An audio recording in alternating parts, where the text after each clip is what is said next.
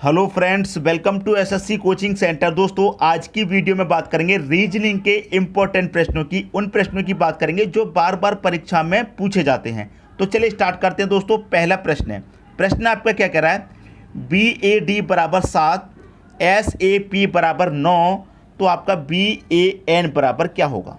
ठीक है, अब देखिए यहाँ पर देखेंगे BAD बराबर 7। अगर मैं B की प्लेस वैल्यू लिखूँ तो कितनी होती है, 2 होती है। ए की प्लेस वैल्यू लिखूँ 1 होती है। डी की प्लेस वैल्यू लिखूँ 4 होती है। और मैं इन सभी को क्या करूँ, जोड़ दूँ। 2 और 1 3, 3 और 4 कितना हो जाएगा, 7 हो जाएगा। तो इनका सभी का योग आपको दे रखा है 7। अब इनकी मैंने प्लेस वैल्यू को लिखा तो इसकी भी मैं प्लेस वैल्यू लिखूँगा। एस की प्लेस वैल्यू कितनी होती है, आप कहेंगे एस आता है 19 नंबर पे, ठीक है। प्लस ए आता है 1 नंबर पे। पी कितने नंबर पे आता है, आप कहेंगे सर पी 16 नंबर पे आता है। अब मैं सभी का योग करूँगा यहाँ पर, 19 और 1 20, 20 में 16 जोड़ूंगा 36। अब देखिए यहाँ पर 7 दे रखा था, यहाँ पर 9 दे रखा है, और जब मैंने प्लेस वैल्यू को जोड़ा तो 36 आया, 9 तो नहीं आया। अब क्या करें, करना क्या है, देखिए यहाँ 7 दे रखा सिंगल डिजिट संख्या, यहाँ 9 दे रखा सिंगल डिजिट संख्या। जब तक जोड़िए जब तक संख्या सिंगल डिजिट ना आ जाए। सभी को जोड़ा 36 आ गया। 36 को एक बार फिर से जोड़िए तो मैं 3 और 6 को जोड़ूंगा तो कितना आ जाएगा, 9 आ जाएगा, सिंगल डिजिट में 9।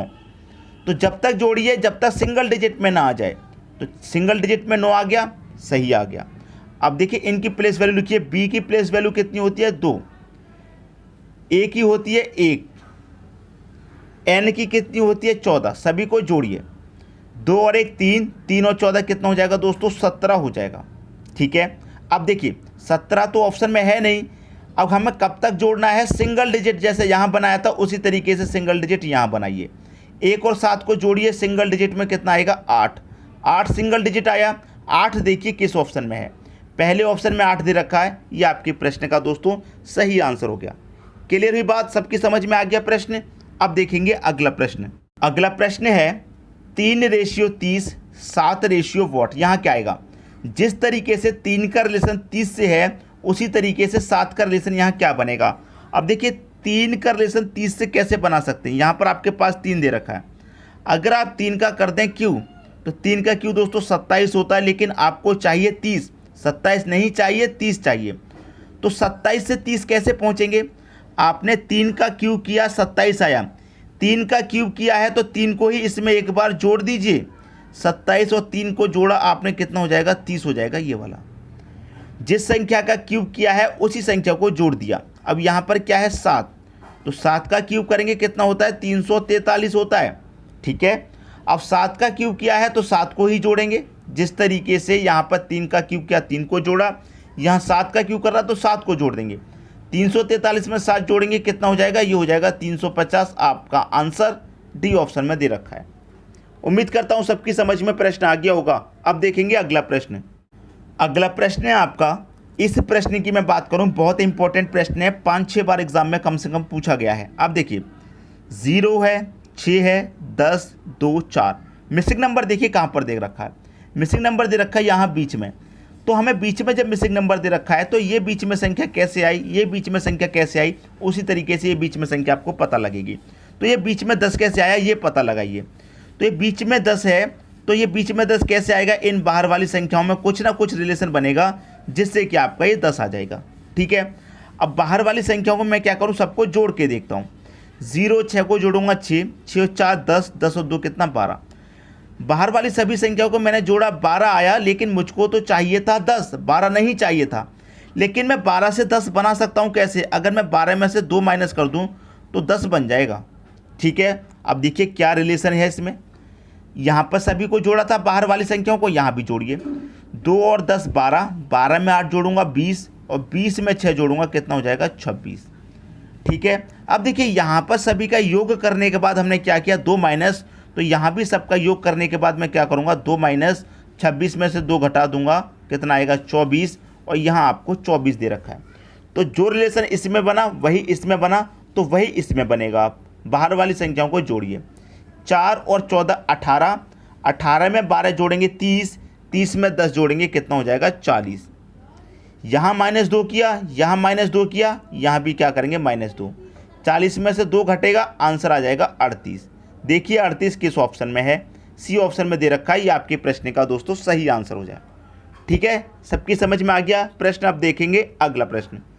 अगला प्रश्न है आपका, यहाँ पर इस प्रश्न की मैं बात करूँ तो यहाँ पर दोस्तों क्या हो रहा है, 2 है, 10 है, 40 है, 120 है, 240 है, यहाँ क्या आएगा। तो एक सीरीज आपको दिखाई दे रही है यहाँ पर और लास्ट में दे रखा है क्वेश्चन मार्क। इस क्वेश्चन मार्क की जगह क्या आएगा ये आपको बता देना है। तो 2 के बाद में 10 हो रहा है, 2 से क्या हो रहा है 10। अगर मैं 2 में 8 जोड़ दूँ तो 10 बन जाएगा, पहली बात। और अगर मैं 2 का मल्टीप्लाई 5 से कर दूँ तो 10 बनेगा। अगर मैं 2 का मल्टीप्लाई 5 से करूँगा तो 10 बनेगा, 2 में 8 जोड़ूंगा तो 10 बनेगा। अब मैं यहाँ पर 8 जोड़ा तो यहाँ पर तो 30 जोड़ना पड़ेगा तब 40 बनेगा। तो 8 के बाद 30 जोड़ रहे हैं तो लॉजिक समझ में नहीं है। तो यहाँ पर मल्टीप्लाई हो रहा है तो यहाँ पर भी देखिए मल्टीप्लाई में दे रखा है क्या, यहाँ 2 का मल्टीप्लाई 5 से करेंगे 10 मिलेगा। तो 10 का मल्टीप्लाई मैं यहाँ कितने से करूँगा, 40 मिलेगा। तो आप कहेंगे सर मल्टीप्लाई 4 से कर दीजिए।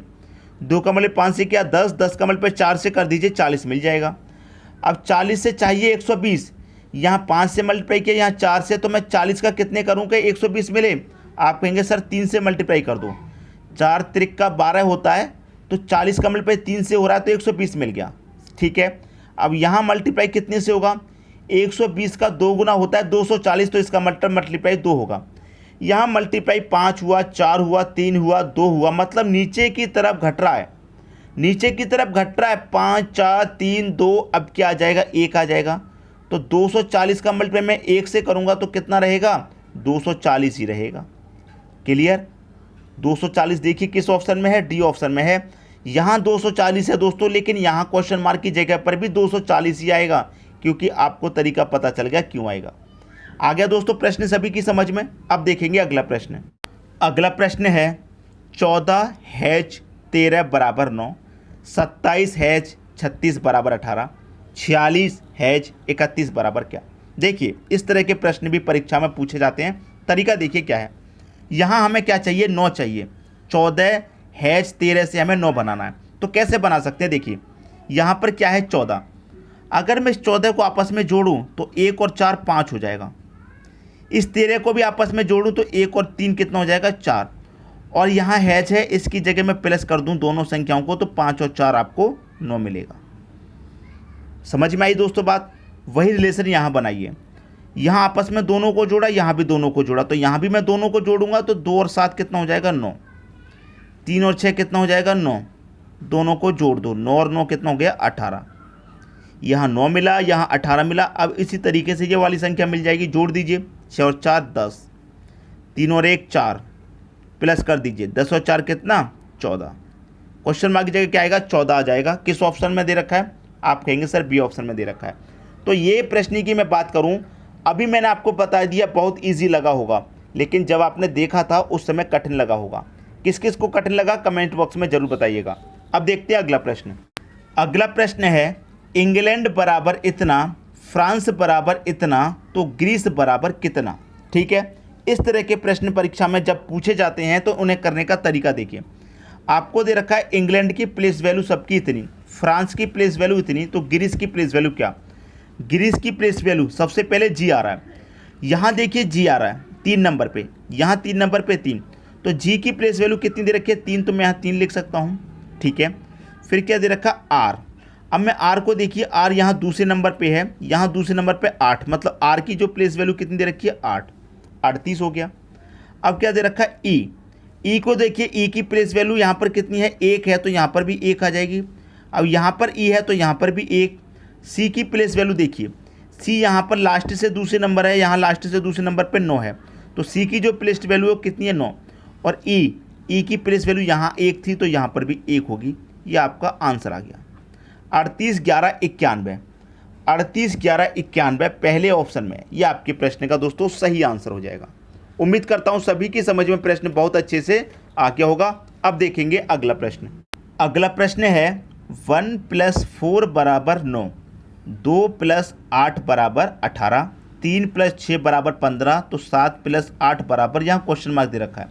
अब यहाँ क्वेश्चन मार्क की जगह पर क्या आएगा ये आपको बता देना है। तो सबसे पहले रिलेशन बनाइए कि 1 + 4 से आप 9 कैसे बना सकते हैं। 1 और 4 से देखिए कैसे बना सकते हैं।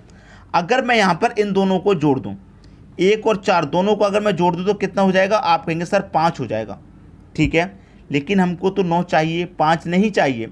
मैंने क्या किया, दोनों को जोड़ दिया, 5 मिल गया। अब जो बाद वाली संख्या है 4, इसको और जोड़ दूँ इसी में एक बार, 5 और 4 9, ठीक है। अब मैं क्या करूं, इन दोनों को जोड़ दूं, जैसे यहां दोनों को जोड़ा था ऐसे यहां दोनों को जोड़ दूं, तो 2 और 8 कितना हो जाएगा? आप कहेंगे सर 10। फिर मैंने क्या किया, यहां बाद वाली संख्या को जोड़ा था, तो यहां भी मैं क्या करूं, बाद वाली को छोड़ दूं, 8 को और जोड़ दूं इसमें, 10 और 8 18 हो गया। आई बात समझ में? अब वही यहां पर कीजिए, दोनों को जोड़ दिए, 3 और 6 कितना हो जाएगा? 9। यहां बाद वाली को जोड़ा, यहां बाद वाली को जोड़ा, यहां भी मैं बाद वाली संख्या को और जोड़ूंगा, 6 को, 9 6 कितना? 15। आपको यहाँ 15 दे रखा है, ठीक है। वही रिलेशन अब यहाँ बना दीजिए, दोनों को जोड़िए, 7 और 8 कितना हो जाएगा? 15। सभी में बाद वाली संख्या को जोड़ा, तो यहाँ भी बाद वाली संख्या को एक बार जोड़ दीजिए, 8 को, 15 और 8 कितना हो जाएगा? 23 हो जाएगा। 23 देख लीजिए आप किस ऑप्शन में है, डी ऑप्शन में है। ये आपके प्रश्न का सही आंसर हो गया। क्लियर हुई दोस्तों बात? उम्मीद करता हूँ प्रश्न सभी को समझ में आ गया होगा। अब देखेंगे अगला प्रश्न। अगला प्रश्न है, ये प्रश्न भी आपका मिसिंग नंबर से है। देखिए कहाँ पर मिसिंग नंबर है, यहाँ बीच में है। जब बीच में मिसिंग नंबर होता है तो हम क्या करते हैं, ये बीच में संख्या कैसे आई, ये बीच में कैसे आई, उसी तरीके से यहाँ बीच में संख्या चाहिए। अब देखिए आप कहेंगे यहाँ बीच में 26 है, यहाँ बीच में 26 है, तो यहाँ पर भी बीच में 26 आ जाएगा, 26 आपका आंसर हो जाएगा। नहीं, ऐसा मत सोचिए कि यहाँ 26 है, यहाँ 26 है तो यहाँ भी आएगा। लॉजिक को पकड़िए कि किस लॉजिक के द्वारा यहाँ 26 आया है, किस लॉजिक के द्वारा यहाँ 26 आया, लॉजिक को पकड़िए। अब देखिए अगर मैं लॉजिक की मैं बात करूँ, यहाँ पर 26 कैसे आए ये पता लगाना है, तो यहाँ पर क्या है 4, यहाँ पर 6, यहाँ पर 2, इन 3 संख्याओं से ही हम 26 बना सकते हैं। तो देखिए अगर मैं क्या करूँ, ऊपर वाली संख्याओं का मल्टीप्लाई कर दूँ, 4 6 24 होता है। दोनों संख्याओं को मैंने मल्टीप्लाई किया, 6 चौके 24, नीचे वाली संख्या बची, इसको जोड़ दीजिए, 24 में 2 जोड़ेंगे 26 हो जाएगा, ये दे रखा 26। ऊपर वाली संख्याओं को मल्टीप्लाई किया, यहाँ भी मैं ऊपर वाली संख्याओं को मल्टीप्लाई करूँगा, 7 तरीका कितना हो जाएगा? 21। नीचे वाली संख्याओं को जोड़ दीजिए, 5 को, 21 में 5 जोड़ेंगे कितना? 26।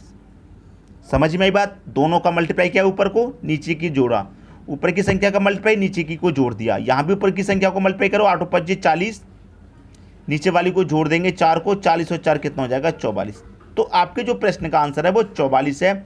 अगर 26 26 26 आप कर दोगे तो गलत हो जाएगा। लॉजिक को देखिए कि किस लॉजिक से आपका आंसर आ रहा है। 44 आपके प्रश्न का दोस्तों सही आंसर हो जाएगा। उम्मीद करता हूं कि प्रश्न आप सभी को बहुत ही अच्छे तरीके से दोस्तों समझ में आ गया होगा। दोस्तों अगर वीडियो पसंद आया तो लाइक करें, दोस्तों में शेयर करें, चैनल को सब्सक्राइब करें और बेल आइकन का बटन जरूर दबाइएगा दोस्तों, ताकि हम कभी भी वीडियो डालें उसका नोटिफिकेशन आपको जरूर मिले। ठीक है दोस्तों, वीडियो देखने के लिए आपका बहुत बहुत धन्यवाद।